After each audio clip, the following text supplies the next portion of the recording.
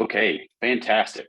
Well, welcome today, everyone. I'm super excited to have you all participating and to be here with us. We are going to be getting into the Energy ICOR for SBIR, STTR, Release 1 for FY22 for Phase 1 awardees. We're excited to bring this program to you and share a little bit of background and context about the program, and hopefully answer any questions that you have if you are interested in potentially engaging in the program with us. We'd be glad to have you. So let me just real quickly, I'm going to share with you briefly to today's agenda. So today we're going to go a little bit of welcome and introductions, mostly from the Department of Energy side, from the SBIR office, as well as talk a little bit about the program overview. We're going to give you a little bit of details about what you can expect from the program. Talk about the context of why we do what we do. What is customer discovery, and what is the intent of the process that we leverage in this program? And then I want to give you a little an opportunity to talk to and hear from one of your colleagues from Hexas Biomass. They just went through the recent program for FY21 and have done some amazing work in their approach to customer discovery. And we just want them to share their experiences with you, give you a little bit of additional perspective. And then we'll talk a little bit, we'll close out with the application process and a brief Q&A. So let's go ahead and do some introductions. So I would like to welcome Carol Robke and Dave McCarthy to introduce themselves. Carol? Well, thank you, Max. So first, since this is the first time that we've had all of you together, or a part of you together, congratulations for winning a Phase 1 award from DOE. I look forward to meeting all of you virtually during the upcoming Phase 1 workshop that's taking place in June, but congratulations. So I joined the DOE team last July, assuming a newly created role in the program's office as their tech to market advisor. And I came to DOE after working more than 20 years in the SBIR and STTR community as a commercialization service provider while employed by Dawnbreaker. Many of you may recognize me or my name. I definitely saw names and companies that I recognized among the awardee list. With my new role at DOE, I am focused on improving partnering of DOE applicants and awardees, providing the resources that you need to build the necessary relationships at each step of the development path. To that end, I'm working on the development of a partnering website with the goal of having it ready for release in early July. For any of you that are thinking about more Phase 1s, it's to coincide with the release of our July topics. In the interim, if you have questions or you're looking for partners, you have specific needs, feel free to reach out to me. And then I also have with me today my colleague. He is a new hire because we added a second tech to market advisor in the program's office. He joined DOE following a stint in academia, where he was at the Office of Innovation and Entrepreneurship at George Washington University. He is a serial entrepreneur with multiple exited experiences in software, technology, and services with an energy and sustainability focus. So I think you're going to really enjoy working with him. In his role, he's going to manage the Phase 1 and Phase 2 commercialization assistance programs. And as Phase 1 awardees, you'll have the opportunity to engage with him during this program, the Energy ICOR program, and with our DOE-led Phase 1 TABA program with LARDA. So why we're here today, if you can advance to the next slide. Why we're here today is to tell you more about OTT's Energy ICOR program. It was first piloted to SBIR and STTR awardees in the fall of 2020. We're excited to be able to continue to offer it, and the feedback from past participants has been very positive. Even companies that are repeat DOE awardees have found it valuable. So I want you to know the program is going to challenge you. Even if you think you know everything there is about your ecosystem, I guarantee there's going to be things that you learn, and it's going to change the way that you think about your customers, your market. It's going to help you refine your strategy to market. But bottom line, the program and the idea of customer discovery is critical to your commercialization success. And the information that you learn is going to feed directly into the development of your 15-page commercialization plan, which is part of your phase 2 submission to DOE. So if you're unfamiliar with the specifications, don't worry, you're going to learn more about it at the June PI meeting. And before Max and his team get started with telling you more about the program in detail, I want to leave you with the top 5 reasons I would participate if I were a DOE Phase 1 awardee. I would participate because you need to do these types of activities anyway if you're going to successfully commercialize your technology. And as I mentioned on the previous slide, the information that you learn is going to feed directly into that 15-page commercialization plan. And it is part of your phase 2 submission. You have to address these items. When you're working with Max and his team, you're going to get an understanding of the stakeholders in your ecosystem. It's going to help you clarify your target market. You may go into this thinking that you're going to sell to one market and come out thinking you're selling to a completely different market. It's going to provide you with an understanding of the competition. And a really great thing that is close to my heart on this is that it opens the door to relationships with stakeholders. And these initial relationships, you're going to need to nurture them over time. And the reason that I'm bringing this up to you now is because of a study that was done by NSF. And they showed that if you start to developing these necessary partnerships now, during phase 1, it increases your chances of successful commercialization by 50%. So these partnerships are really important. Again, going back to why you participate, the program's free. So why would you not participate? It's available at no cost to you. Yes, it takes your time, but it's time you need to be spending on it anyway. The life lessons that you're going to learn will impact the way you think about commercialization every day in the future. You need to make customer discovery and interacting with your ecosystem the norm for your company. So the program is going to help you uncover gaps in your knowledge. It's going to challenge you to think about things different ways, and it's probably going to give you some unknowns. And so as you move from what you learn here into the other phases that Dave is going to explain to you, you're going to be able to use some of the other services that DOE provides to really help you fill in those gaps.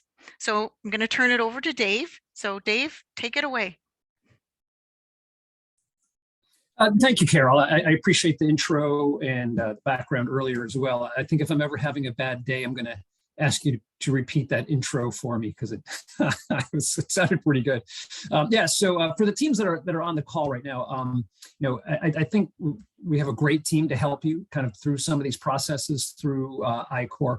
I personally have been down this path of commercializing software, services, technology along the way, and there's a lot to it. Right. And so in my role now managing the overall commercialization assistance program for phase 1 teams, I know there's a lot to do and there's a lot to get started on.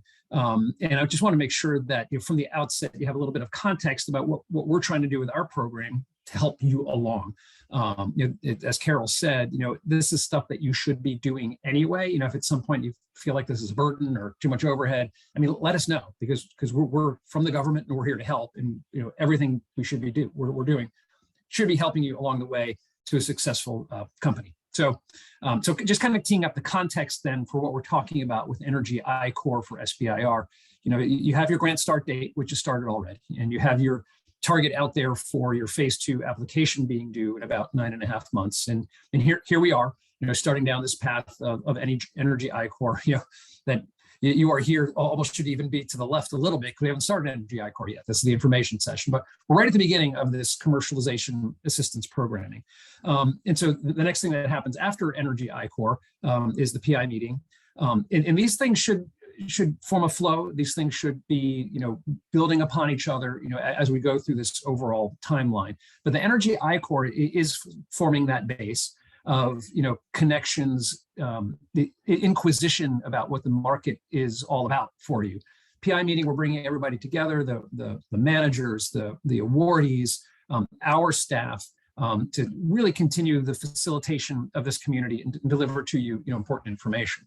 Then after that, next click, Max, takes off on the technical and business assistance program. And there's two paths for that. Either you have identified your contractor of choice in your application at first, or not identified that. And then, by not identifying that, you become eligible for the DOE provided contractor to provide you the technical and business assistance. But again, all of this should be driving, from ICOR early, inquisition into your marketplace, into more and more partnerships and connections to the PI meeting, and then into that very specifically tailored technical and business assistance. All of this should be driving you into that commercialization plan for a phase 2 application.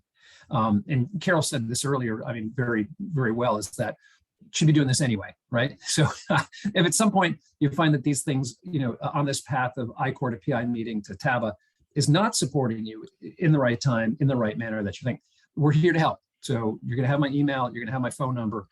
Let's make sure that we are supporting you into this, phase 2 application and beyond. If you're going to take this thing and commercialize it, these are things you should be doing anyway. So well said earlier, Carol, but just to reiterate.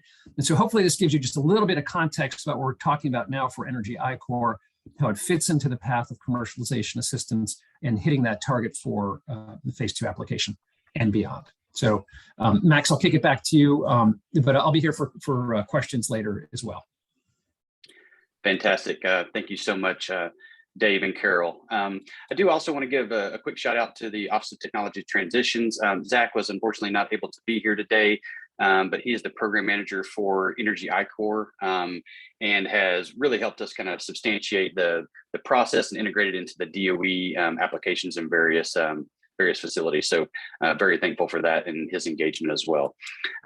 So real quickly, what is Energy ICOR? I'm going to be pretty fast and furious with this, but I want to just give you all a little bit of comfort about what to expect and really what the purpose of this program is.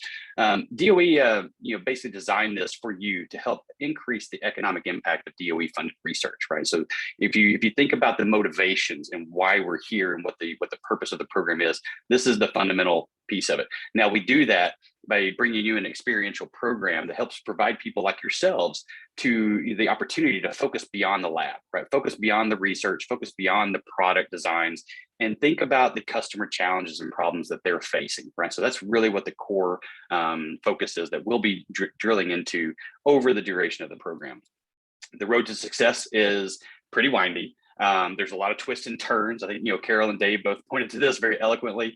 The idea that, it's a clear path, there's always the fog of war, and this is what we have to try to get through to be successful. So what we try to do is we try to give you the opportunity to test and experiment around some of these things in the program so that you can begin to model what your roadmap is going to look like in the long run and help you build towards that commercialization plan that's going to be effective for you and your company and getting you the lift you need to get revenue generated and move forward as a business. So real quickly, you will follow a very structured process. We call it customer discovery. It's very well known throughout the industry now. But basically, we try to help answer a few key questions, right? Like, what are the fundamental problems or needs that your customers are prioritizing? What actually motivates them to make a buying decision? And how will you learn about, or even how will they acquire your solutions, right? So understanding what those mechanisms look like and beginning to expose those will give you insight about the types of resources and activities that your business needs to structure yourselves around so that you can be successful in the delivery of a commercial product or solution. So in the program itself, we have seven virtual workshops where we basically will introduce the process and we'll practice a little bit of what we call intellectual honesty, right? So challenging, kind of our early assumptions, looking at what is the data that we're collecting and beginning to assess that data from a perspective of its impact on your business model, and then beginning to revise and update those opportunities as we see fit. And then in the 7 weeks of effort, that's where you actually practice the process element. So you will do this independently of the coaches that DOE has brought in to help support you.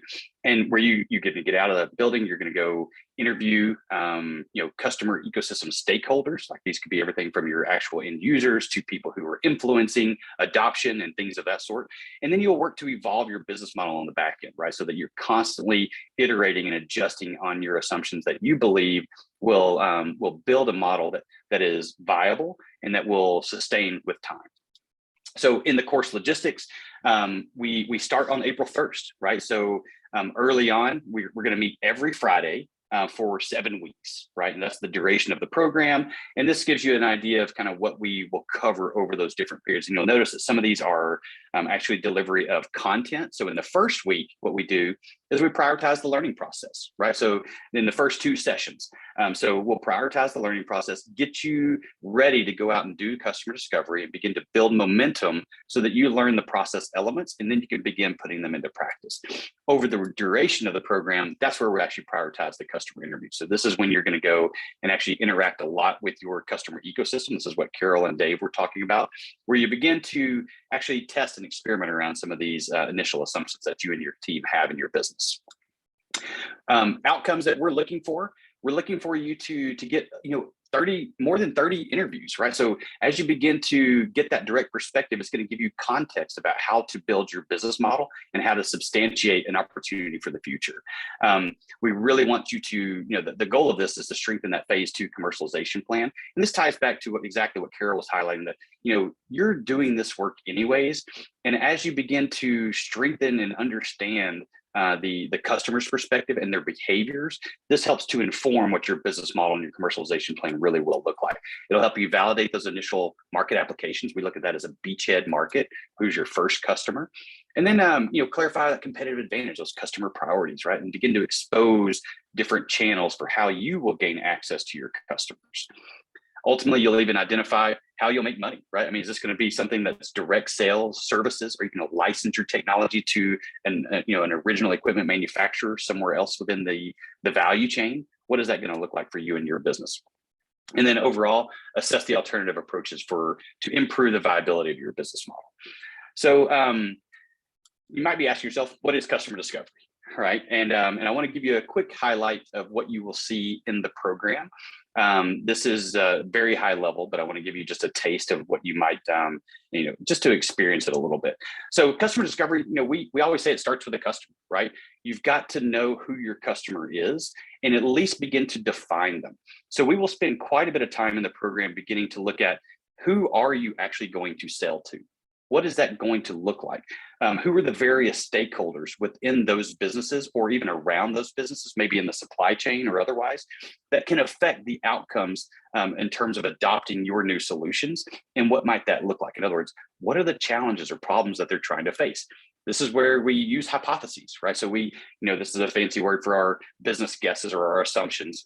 But basically, we try to identify, and we spend quite a bit of time on trying to understand, what is it fundamentally that's motivating them, right? What is it that they need? What is the problem that they're trying to solve? And ultimately, how does that manifest itself in a day in their life? If we can begin to expose that, then we can begin to better understand what the process they go through to inform a decision to make a purchase. And that's really the end game. That's what we're trying to get to. Because I look at customer discovery as the engine for sales. That's really where we want to drive for the future, because this is going to give you the opportunity to really build out the sales process as you begin to build your business.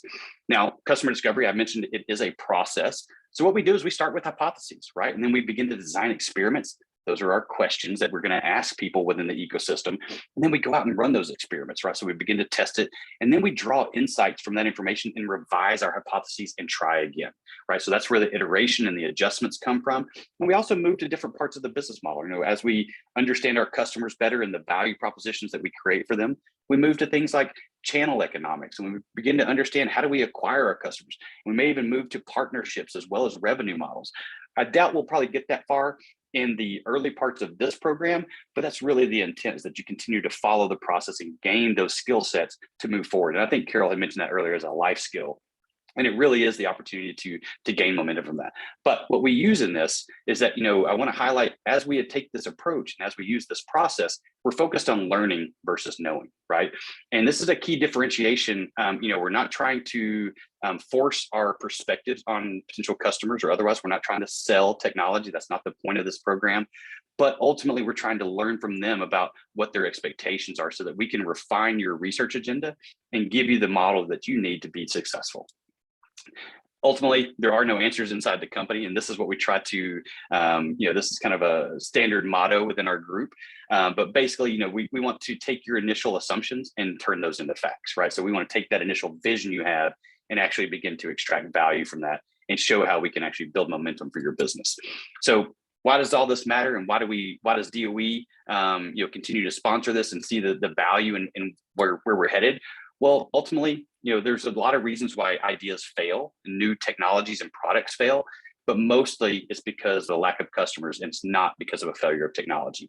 The technologies are typically very good, but ultimately not understanding how to position the product design or not how to actually reach a customer or otherwise can be some of the biggest challenges in trying to get a product to market and actually create a successful business.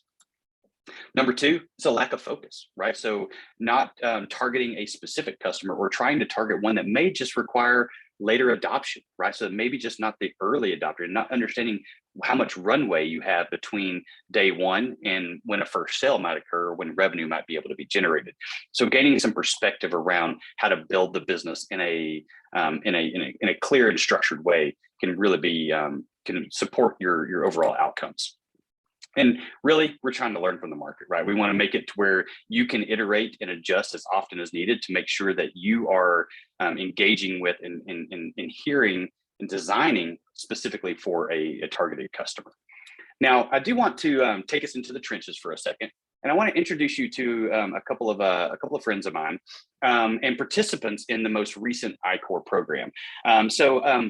I would like to introduce you to Wendy Owens. She is the CEO and founder of Hexus, as well as, I think Rachel's also on the line. Rachel's the Director of Communications. Her name is Rachel Katzman, I apologize. And she's the Director of Communications for Hexus as well. Wendy, welcome to our workshop. How are you doing today? Doing just fine. Thank you, Max. Nice to see you. Awesome. Yeah, glad to have you. Thank you so much. So I asked you to come today, and I really appreciate you taking the time out of your day to support us. I'd like to maybe get a little bit of perspective about, how did the program change your business model or your approach to commercialization as a whole? Because you guys have spent the last about 6 months in the program. You did the original program as well as the extension. So maybe share with your colleagues here, how has it changed your business model or your approach? Well, I would say that it definitely changed our approach to biofuels in general. We hadn't really looked at, just a little background on our company. We produce biomaterials from proprietary giant perennial grass. Essentially, we chop this stuff up and we put it in different applications. And one of the applications is bioenergy. And so we have a great profile when it comes to bioenergy. We're an EPA-approved bioenergy crop. We meet that renewable fuel standard and qualify for RINs. We grow on marginal land, all these really positives, sequester all this carbon. But going into it, as we looked at the business model, and our approach changed because we figured out where our customers were in terms of technology development and technology readiness levels. And it wasn't actually as far along as we thought. So it gave us an opportunity to say, well, why don't we work together versus why don't you buy this right away? So that did change our model when it came to this specific application and industry for our biomaterial. So that was eye-opening. I think that was the biggest change for us, is that it was more of it's going to be more of a collaboration going forward than a sale exactly. Okay, so I was next going to ask what was the most important thing you learned about your customers, and it sounds like that was probably it. Maybe I should rephrase that into, how has that affected your commercialization plan for your phase 2? Because, as you begin to engage in these relationships or begin these conversations, how is that affecting your view of the phase 2 commercialization plan, as well as, just in terms of these engagements, maybe within your business as a whole? Yeah, so what I found is that as we went through the program, not only was it going to help for our phase 2, but it was really helping our phase 1. and where we did some focused work in our phase one. We switched up our consultant in phase one and said, well, we really don't need that consultant because that's not what is of interest to our customers. We went and we're paying someone to do our LCA instead, our life cycle analysis. And so that was that actually made us pivot right during phase one. And then in phase two, what we learned allowed us to figure out what we were going to focus on in terms of specific markets. One, what's the priority out there for the use for biofuels and so forth, not only from BITO and DOE's perspective, but also from our customers' perspective. So we decided we're going to focus on sustainable aviation fuels as well as renewable diesel. And that was something that we hadn't really decided yet. And that part of the customer discover really allowed us to say, okay, who can we work with? Who can we go for? Where are the priorities right now? So it's now got us focused on those two for our commercialization plan for phase two. And so we've been able to, beginning, actually it's kind of when we finished the program and the 7 weeks part of it, to start doing a lot of research into that. So we have data and resources that will support our commercialization plan going forward that we can reference. Fantastic. And, Wendy, it sounds like a little bit of what you're tying back to is the acknowledgement of, basically the metrics that matter for that specific industry, and you're revising your research techniques around that. Is that correct? Did I hear that correctly? Yeah. I would say that because we changed our LCA, because that then is their bottom line numbers. So it really asking them what's important to them in terms of sustainability as it relates to biofuels. And then we're all the way up the supply chain at the very beginning as a biomass, and then figuring out how much they really understood about biomass. I mean, they know how to convert it, but it's interesting, the supply chain back upstream, helping them understand how that works, the timing of it, how certain things are preferential than others. It maybe made us focus on what's important to them versus what we were just kind of guessing was important. Fantastic. I think I may already know the answer to this, but I want to ask anyways. What surprised you most during your engagement through the program? So in your journey across the program, what surprised you most from your engagement with your customers? I really think it was what they knew and what they didn't know. That was probably the most surprising as it relates specifically to our customers.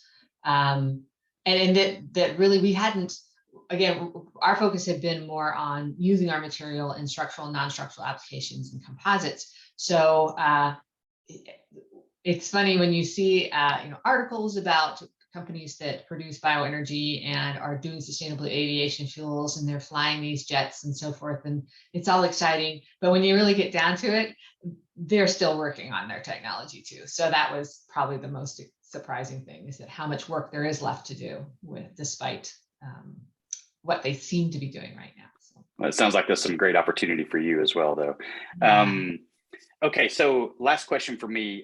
What advice would you provide your peers that are listening to this webinar, either here personally or maybe listening to this as a recording, on this journey that you and your team engaged in being a participant in ICOR?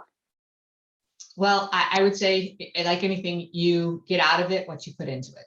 And there's so much value in putting a lot into this program. We had been actually through Clean Tech Open over the summer. And then we started this program in September. And so I was a little burnt out on accelerators, but I thought, no, we're going to sort of buckle down and do this. And we did 28 of our 30 interviews. And it was worth every second. It was worth every additional time moving meetings around, taking that Friday time and really making it a priority. So I would say that if you put the work in, you will get so much out of it you won't believe. I'm talking to my peers that were part of the program, the same thing were said. I mean, some of these folks have been in business for years and years and years, but still going through this process and doing the customer discovery and doing the business model canvas over and each iteration, like you were saying, invaluable. But you got to do the work. That's what I would say. Yeah, fantastic. Love the experience there. And I'd like to give an opportunity for either Dave or Carol to ask any questions if you guys have any.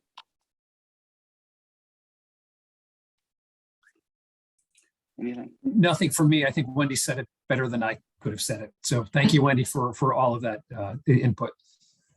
Great. I was going to agree that you said it very well. And I liked how you spoke to making it a priority. And, you know, if some things started to be conflict, you changed things around because you wanted to make this a priority. So great. That was excellent. Thank you.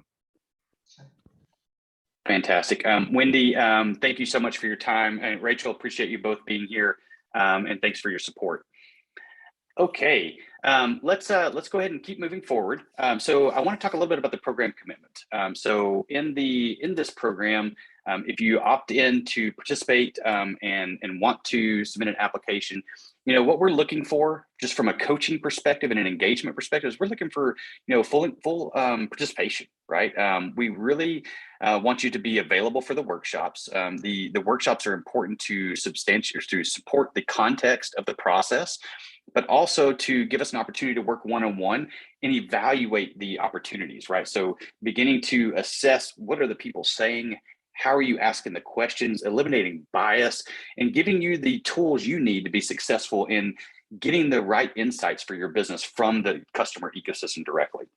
And so there's a lot of interaction required, and so we really want you to be to make sure you're available for the times that we've laid out. We say that it's roughly about 8 hours of work a week. I don't know if Wendy and Rachel would disagree with that, but ultimately, there is time required to find the people in your ecosystem, communicate with them, set up meetings, conduct the meetings. All of that stuff has to happen.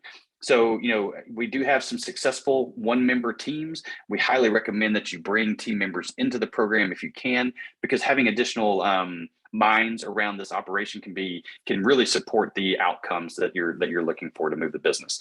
Now, in terms of commitment to the process, these are the softer areas. But what I want to highlight is that we really want you to be open to customer feedback, right? So listening to the perspectives and understanding and interpreting the behaviors of your customers is really important to begin to assess the challenges and how those challenges impact their daily operations. That's really what we're looking for. From our perspective as coaches, we're looking for you to be open to intellectual honesty, right? So like understanding, what did you hear versus what did they actually say? And then what does that mean to you and your business? As well as the opportunity to begin to pivot, find new uses of your technologies. Have a really great example of a couple of different technologies that we use in the program, where this is deep tech. We've used this approach with deep technology for a long time, and finding the newer, earlier, faster to market process or pathways. That's what we're good at, right? This is what we use the process for and how it benefits the businesses. So finding ways to apply the technology, this is why we ask you as the founders to be a part of this program, because you can't just punt this type of work to the marketing team or otherwise. This is an opportunity to build a culture of innovation within your business. And so this is where I think having the founders and the researchers involved in the science itself can identify where to place this based on the customer, based on a better understanding of the customers. Now, and as you begin to explore that, what we're looking for is this is the application process. All of you should have received an email about the application form, so feel free to fill that out. The deadline is March 18th. We're already getting a substantial amount of traction and feedback from people that are interested in participating in the program, so we do recommend applying earlier rather than later. DOE is looking for up to 40 companies that will be supported in this program. So there will be a cutoff. We won't be able to support everybody that has a phase 1 award. And I think that's it. So the dates I would have you remember is it's Fridays from April 1st through May 20th. And that, this will roll straight into your CAT program. So with that, I think I will open it up for questions. Yeah. Hey, Max, I've just been kind of Dave, monitoring the chat. I was about to look it up, but do we have exact dates and times for the workshops on Fridays? Allison was asking. We do. And I apologize. I kind of flew past that earlier, but I'll just leave this slide up. Let's see. These are not the times, though, are they? I didn't add the times. I apologize. We can be sure to send that out. So the times are a little bit different for different days, but we can actually absolutely. It should be up on the website. On the DOE website as well. Okay. Let me get that link up real quick. Yeah, I apologize. I can't get there without getting out of my shared screen. Yeah, if I happen to close out of my Zoom, it's because I'm looking somewhere else. No worries. I'll try not to do that and get it posted. Okay. And feel free to unmute yourselves. If anyone has a question, I'm glad to address it, or maybe it's something that for Carol and Dave. Any questions? I don't know. I think Rachel is still on the line. If anyone maybe has a question for her as well. Actually, I don't see her.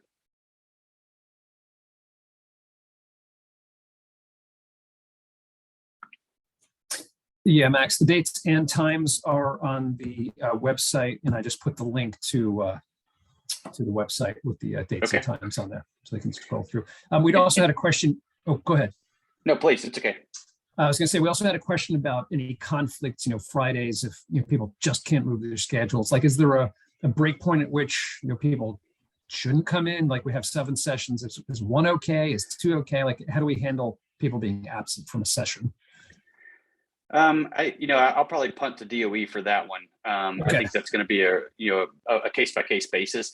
I will say, I think missing 1 or 2 should be okay. I think the most important ones to make sure you absolutely can attend are April 1st and April 8th, as we begin to build out the content.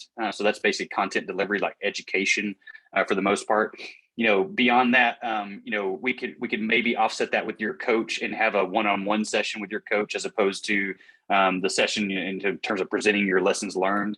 But I think, once you start missing more, it becomes problematic. I think the challenge is, we really want you to cross-pollinate with the other companies, and because you learn from each other as much as you learn from yourselves. And the engagement. But I don't know, Dave, any other comment on that? No, it's the same thing you were saying, but there is a lot of value in learning from the cohort, right? So seeing what other people are presenting, seeing what other people are learning, see what other perspectives they're taking away from some of these interviews, I think is really important. If you miss one, maybe not so bad, just as long as you're keeping up with the, I'll say interview pace as a kind of a proxy for progress in learning. But keeping up with that interview pace, maybe missing one isn't that big a deal, but I think more than that, you're just missing out on the cohort experience as much as anything. I was going to ask you, Max, to comment on the team size. If I just look at the different cohorts quickly, which is what I did, it looks like on average, there's usually 2 to 3 people per team. Have you had many people that were single teams complete it? Yeah, we have. Okay. I would say probably, I'd have to look at the numbers, but I want to guess probably 20% of the companies have been single member participants, principal investigators. In some of the teams that have 2 or 3, maybe just one of them, shows up the majority of the times also, right? So they're still working together, doing the activities together, but one person's at least, kind of retrieving the content and, leading the process.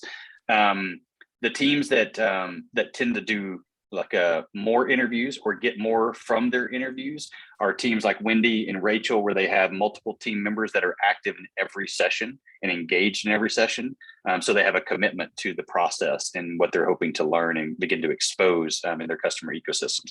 But that's a natural expectation in terms of, if you're involved and you have more of your team engaged, there will be more fruit to unpack. But not to say that you can't do it alone, because we've absolutely had some amazing successes with individual entrepreneurs as well. Perfect. I was also just going to say that I knew someone in here was saying that they were having a conflict, and I thought that might help, that if they have more than one person, maybe they can balance the load. So great.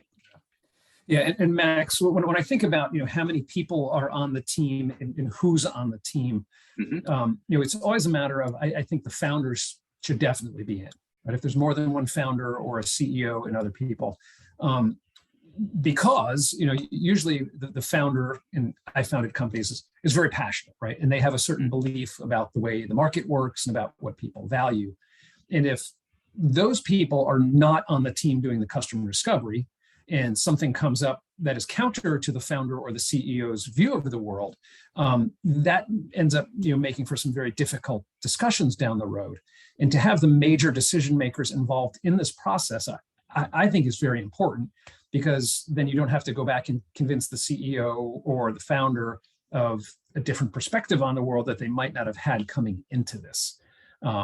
So I always like to see more of the founding team and the higher up on the org chart, the better, because it's a perspective changing kind of program. It is. Yeah, indeed, 100%. Nothing to clarify there. I 100% agree. Yeah. Any other questions? Anybody want to unmute themselves? Feel free. Yeah. Glad to help address anything. Yeah, I just want to make sure everybody saw the question that came in from Allison about the PI meeting. It is virtual this year. It is June 6th through 8th. So you can put that on your calendar now. Registration will be up for that in a month or so. No rush, but that is coming up. Jesse also had a really good question that I want to make sure everybody heard was, if we haven't received the official award yet, can you still put by the application deadline, can you still put in the application? Please still do put it in. We don't want to exclude anybody based on that, because those things have, a habit of popping out of the end of the process at any given time. And just at least let us know that you're interested and we can have a spot there. Participation is, the question. If the award hasn't come through and been finalized, then you can't participate, but at least let us know that you're interested. Okay. Could I ask a question? Please. Hi, Sure. This is Frank Custis. I'm with Nano Coatings. So it looks like the discovery is all up to the people on our staff, correct? Okay. Correct. The reason I was asking is we were involved in an NSF ICOR, I believe it was NSF, through a university, and in that case they had a bunch of graduate students working with us from MBA grad students, and it was pretty difficult. They didn't know the technology, and they would send out a bunch of blind requests, and we did get one company that responded, but I thought one out of maybe 50 was pretty rough. So maybe this is a better program. You guys are just going to be providing mentorship, I guess, and is that the case? That's correct. Yeah. So what we do is we educate on the process first, Frank, and then we coach on implementing the process. And so to your point, we actually spend a significant amount of time on the upfront side of this, where we coach directly how to do this outreach, how to conduct it, how to get higher hit rates, how to do the research on the types of people within the ecosystem, and begin to personalize and come up with a strategy for how do we want to get them to respond to us, to communicate, right? And I 100% empathize with the scenario that you just explained, and I think that points directly to what Dave was highlighting, that if you just hand this off, the type of approach, even from the interaction with the customers to even getting them to respond to you, can be completely characterized in a different light. Or the context can be completely off. And so I think that's the type of thing we're trying to avoid by having people like yourselves engaged. Yeah, I think the students struggled with finding the right people, and where they were looking. I mean, like company directories and things like that, and people won't reply. So if there's a stronger method to do that, I would recommend it highly. Yeah, and I'll just give a for instance here, and then Max, I don't want to steal your thunder for later in the program, but it's the notion of getting into the trade show mode, right? So you have to be in outreach mode. You have to be out there exploring and trying to find people. But even just simple tips that I know Max is going to give later about if you're planning on going to a trade show or a 1-hour panel event online, which are very popular these days, before the event, look up who the speakers are. Reach out to them with an email, reach out to them on LinkedIn and connect with these people. And then say, at the event or, at the panel, I would love to have a time for a couple of questions with you during or after the event. So it's just that sense of really getting way out in front of these things, where it's not just, going to the 1-hour panel thing, then trying to help, that you can email them afterwards, but it's actually a lot of that proactivity and trying to really build relationships with these people, right? Cold calls are difficult and they're hard, but the more that you can engage and humanize the process, the better off you're going to be. So hopefully I didn't steal too much thunder there, Max. Yeah, that's a good one. Yeah, Yeah, I like to highlight this as it's the engine for sales. I mean, it's a lot of business development lessons, right? Like how to engage with them as a human. And Dave, there was a question in the chat. I think this is probably for you or Carol. Can you say a bit about what criteria you'll use to choose the recipients or participants, I would say? Yeah, a couple of things. I think, in writing the application, take a few minutes to do it. It's not an overwhelming load, but I would schedule an hour to sit down and really engage on the application. And there's I'm going to butcher what the field is called, but statement of how seriously I'm going to take this thing, paragraph, and write a good one. I mean, we want teams that are going to come in and use these resources in a serious manner to really take advantage of this opportunity, for one thing. So, I mean, it's a application. It's not like your phase 1 or phase 2 application, but write the 250 words or whatever it is, with all due respect to them, and that's going to be one thing that we do. The other thing we have to do is just programmatically balance the number of slots by the offices that are participating and the number of slots they have overall in the SBIR awards. So we have to balance that a little bit as well. But those are the two things that we'll really be looking at. So the degree to which we think you're going to be able to take this seriously and commit time to it, and then we need to balance the flow across the programs. Carol, and I've only been here a month, so that's my take. Carol, you've probably been through this before. What else do you want to contribute? What you said is perfect. And I think really the big part is just making sure that the person that says that they want to participate is committed to participating. Again, because there is just a limited amount of space, a limited amount of participants that we can take each time. We want to make sure that the people that do say they want to participate are actually committed to being there. And that they are wanting to learn something out of it too, because that's the other important part of it, is that you want to go into it with an open mind and thinking that I'm going to be open to anything that I might learn in this, because that's important as well.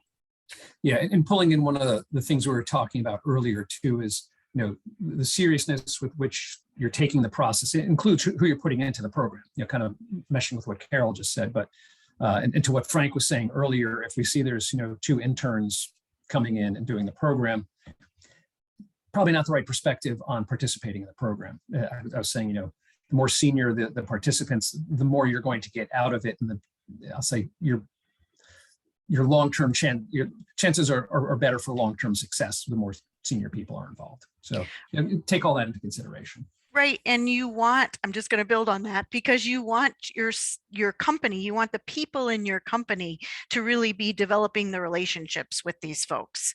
If you start to open the door with a particular company, you want to be able to nurture that. And you don't want it to be an intern or a consultant that opened that door and is then gone.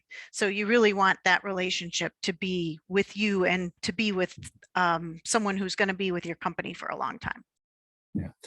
Trace or Tracy, did that answer your question there about criteria? Yes, thank you very much. Awesome. Is it Trace or Tracy? It's both. Trace is sort of my nickname. Okay. Tracy's my formal name. Yeah. Gotcha. Thanks.